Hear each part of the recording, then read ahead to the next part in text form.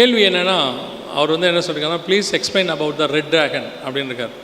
Red ட்ராகன்னா சிவப்பான வலு சர்ப்பம் அப்படின்னு அர்த்தம். இது எங்கே இருக்குது அப்படின்னு கேட்டிங்கன்னா, வெளிப்படுத்தின விசேஷம் 17ஆம் அதிகாரம் 3வது வசனத்தில் நீங்கள் வாசிக்கும் போது, பின்பு என்னை ஆவிக்குள் வனாந்தரத்திற்கு கொண்டு போனான். அப்பொழுது 7 தலைகளையும் 10 கொம்புகளை உடையதும் தூஷணமான நாமங்களால் நிறைந்ததுமான சிவப்பு நிறமுள்ள மிருகத்தின் மேல் ஒரு ஸ்திரீ ஏறி இருக்க கண்டேன் அப்படின்னு இருக்குது. ரெவலேஷன் 17:3 இருக்குது. இந்த ரெட் டிராகனை பற்றி தான் அவர் கேட்டிருக்கிறாரு. அந்த மிருகம் என்ன அப்படின்னு கேட்டிங்கன்னா, இதே மாதிரி 13ஆம் அதிகாரத்தில் ஒன்று இருக்கும், 13 சாப்டர் 13:1 இருக்கும். பின்பு நான் கடற்கரை மணல் மேல் நின்றேன். அப்பொழுது சமுத்திரத்திலிருந்து ஒரு மிருகம் எழும்பி வர கண்டேன். அதற்கு 7 தலைகளும் 10 கொம்புகளும் இருந்தன. அதன் கொம்புகளின் மேல் தூஷணமான நாமங்கள் இருந்தன அப்படின்னு இருக்கும். அந்த 13:1 இருக்கிறது வந்து ஒரு ராஜ்யம், ஒரு என்ன சொல்கிறது, ஒரு கவர்மெண்ட் அப்படின்னு சொல்லலாம். எப்படி சொல்கிறீங்க அப்படின்னு கேட்டிங்கன்னா, அந்த 13:1 இருக்கிறது வந்து சமுத்திரத்திலிருந்து எழும்பி வந்தனன்னு இருக்கும். From the C, ocean, C அப்படி ஒரு டிரான்ஸ்லேஷனில் இருக்கும். தானியேல் புஸ்தகம் 7ஆம் அதிகாரம் 23வது வசனத்தில் நீங்கள் எழுதிக்கோங்க, அப்புறம் போய் பார்த்துக்கோங்க. 23வது வசனம் 7:23 வசனம் என்ன சொல்லுது? அவன் சொன்னது 4ஆம் மிருகம் பூமியிலே உண்டாகும் 4ஆம் ராஜ்யமாம் அப்படின்னு இருக்கும். த 4th beast is the 4th government அப்படின்னு இருக்கும். ஏன் நீங்கள் தானியேல் 7:23 அப்படின்னு கேட்டிங்கன்னா, தானியேல் 7:3 7:3 4 வெவ்வேறு ரூபமுள்ள மிருகங்கள் சமுத்திரத்திலேருந்து எழும்பின அப்படின்னு இருக்கும். ஸோ அதே மாதிரி தான் 13:1 இருக்குது. ஸோ 13 சாப்டரில் இருக்கிறது வந்து கவர்மெண்ட். ஆனால் 17:3 அவர் கேட்டது ரெட் ட்ராகன், அது கவர்மெண்ட் இல்லை, அது ஒரு பர்சன், ஒரு ராஜா. எப்படி சொல்கிறீங்க அப்படின்னு கேட்டிங்கன்னு சொன்னால், அந்த 17ஆம் அதிகாரம் 8, 9, 10 வசனங்களை நீங்கள் வாசிக்கும் போது, நீ கண்ட மிருகம் முன்னே இருந்தது, இப்பொழுது இல்லை, அது பாதாளத்திலிருந்து ஏறி வந்து நாசம் அடைய போகிறது. நீ கண்ட 7 தலைகளும் 7 மலைகளாம், அவைகள் 7 ராஜாக்களாம். அவைகள் 5 பேர் விழுந்தார்கள், ஒருவன் இருக்கிறான், இன்னொருவன் வர வேண்டும். அவன் வரும்போது கொஞ்ச காலம் தரித்திருக்க வேண்டும். இருந்ததும் இராததும் ஆகிய மிருகமே 8ஆவதாவனும் அந்த 7லிருந்து தோன்றுகிறவனும் நாசமடைய போகிறவனுமாய் இருக்கிறான் அப்படின்னு சொல்லி அந்த 17ஆம் அதிகாரம் 8 முதல் 10 வசனங்கள் 11 வசனங்களில் இருக்குது. அது வந்து ஒரு கிங்குன்னு சொன்னால் உங்களுக்கு இன்னும் கொஞ்சம் தெளிவாக சொல்லணும்னா, ஆன்டி கிரைஸ்ட் என்று சொல்லக்கூடிய வரப்போகிற ஒரு கிங். அவன் நடத்துறது, அவன் ஏற்கனவே இருந்து மரித்து போய் அவனுடைய ஸ்பிரிட்டு மீண்டும் வரும் பூமிக்கு. எப்படி யோவானுக்கு எலியாவுடைய ஸ்பிரிட்டு வந்துச்சு இல்லையா, அதே மாதிரி இந்த ஆன்டி கிரைஸ்டோடைய ஸ்பிரிட்டு திரும்பி வரும். அந்த ஸ்பிரிட்டை பற்றின விளக்கங்கள் தான் 17ஆம் அதிகாரத்தில் இருக்குது. 13ஆம் அதிகாரத்தில் அவனை பற்றின கவர்மெண்ட் இருக்குது. ஸோ அதுதான் அங்கே சொல்லப்பட்டிருக்கு. சரிங்களா? ஓகே. இப்போது ஐயா சொன்ன மாதிரி ரெவலேஷன் புக்கை படிக்கிறதுக்கு என்ன செய்யலாம் அப்படின்னா, அதை சொல்கிற அளவுக்குலாம் நான் பெரிய ஆள் கிடையாது, அதை முதல்ல தெரிஞ்சுக்கோங்க. நான் படித்ததை வேணால் சொல்லுவேன், அவ்வளோதான். நான் எப்படி படித்தேன், என்ன செய்யலாம், அதை வேணால் சொல்கிறேன். இப்போது ஐயா சொன்னாங்க ரெவலேஷன் புக்கை படிக்கிறதுக்கு ரொம்ப படிக்காத புக்கு, ரொம்ப ஞானம் வேணும் அப்படின்லாம் சொன்னாங்க. நான் அப்படி ஆரம்பிக்கும் போது எங்கிட்ட ஆண்டவர் சொன்னது, ரெவலேஷன் புக்கை யார் ஆண்டவர் கொடுத்துருக்கிறாருன்னு பார்த்தீங்கன்னா யோவானுக்கு. யோவானை பற்றி பைபிள் சொல்லுது படிப்பறிவு இல்லாதவர்னு இருக்குது. அப்போஸ்தலர் நடபடிகளில் அந்த முடவனவங்க சுகமாக்குறாங்க இல்லையா, அப்போ பேதுரு சொல்வார், பேதுரும் யோவானும் இருப்பாங்க, அந்த இடத்துல பேதுரு சொல்வார், படிப்பறிவில்லாத எங்களை கொண்டு கர்த்தர் இப்படிப்பட்ட காரியங்களை செய்தார் அப்படின்னு அவர் சொல்வார். ஸோ ரெவலேஷன் ஆண்டவர் கொடுத்ததே ஒரு படிப்பறிவு இல்லாதவருக்கு தான். ஸோ ரெவலேஷன் படிக்கிறதுக்கு படிப்பறிவு அவசியம் இல்லை. First point. அதுக்கு ரொம்ப படிச்சிருக்கணும் போல், கிராஜுவேட்டாக இருக்கணும் போல், அதுக்கு பைபிள் காலேஜ் முடிச்சிருக்கணும் போல், தியாலஜி முடிச்சிருக்கணும் போல், பிடெக்கு, எம்டிவ், பிடிவ் இப்படிலாம் சொல்லுவாங்க. எந்த டிவ்வு டைவ் வேணால் அடிங்க, ஆவியானவர் சொல்லித்தராமல் யாருக்கும் அது புரியாது. ஆவியானவர் யாருக்கு வேணாலும் சொல்லி தருவார்.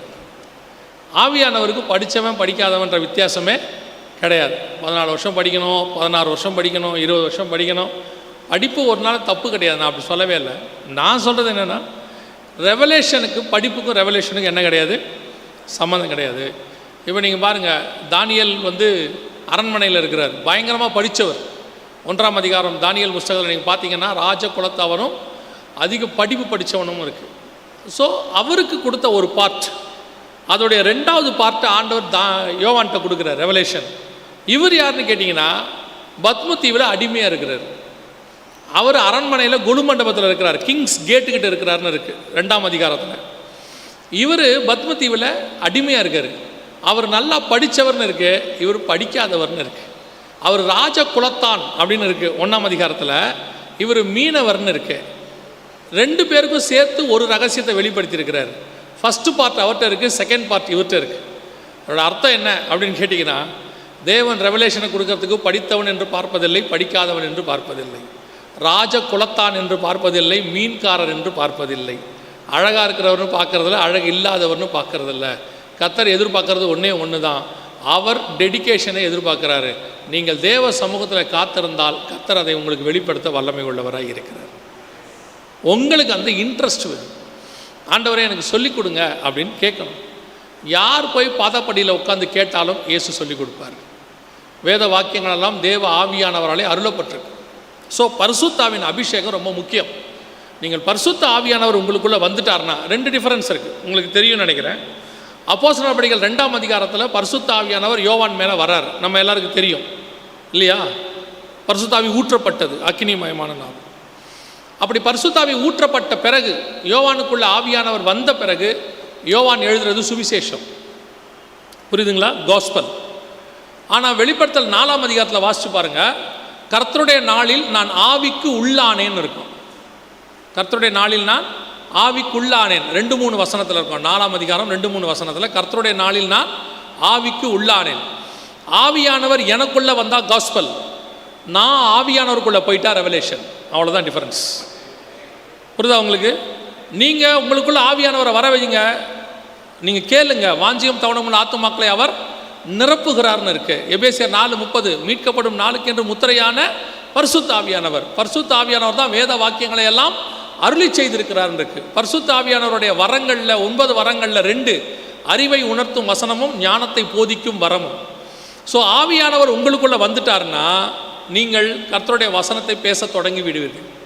நீங்கள் ஆவியானவருக்குள்ளே போயிட்டீங்கன்னா தேவன் உங்களுக்கு ரெவலேஷன் கொடுக்க தொடங்கிடுவார். இவ்வளோ தான் ரெவலேஷன் படிக்கிறதுக்கு. யாரை வேணாலும் யூஸ் பண்ணுவார். உங்களுக்கு கடைசியாக சொல்லிட்டு முடிக்கிறேன், என்னையே யூஸ் பண்ணுறாருனா உங்கள் எல்லாரையும் நல்லாவே யூஸ் பண்ணுவார். அல்லேலூயா. இப்போ ஐயா படித்த மாதிரிலாம் நான் படித்ததே கிடையாது, அவரை மாதிரிலாம் நான் அதிகமாக படித்து நாலேஜ் எல்லாம் கிடையாது. என்ன கேட்டிங்கன்னா, நான் வேறு எங்கேயோ இருந்த ஒரு ஆள். யோவான் மீன்காரர்னா நான் கறிக்கடைக்காரர், அவ்வளோதான், பேசிக்கலி புச்சர். ஆனால் என்னை கொண்டு கர்த்தர் இதை செய்ய முடியுமானால், என்னையே செய்ய முடியுமானால் உங்களெல்லாம் ஈஸியாக செய்வார். ஸோ ஜஸ்ட் இன்ட்ரெஸ்ட், தேவ சமூகத்தில் காத்திருங்க, கர்த்தர் செய்ய வல்லமை உள்ளவராக இருக்கிறார்.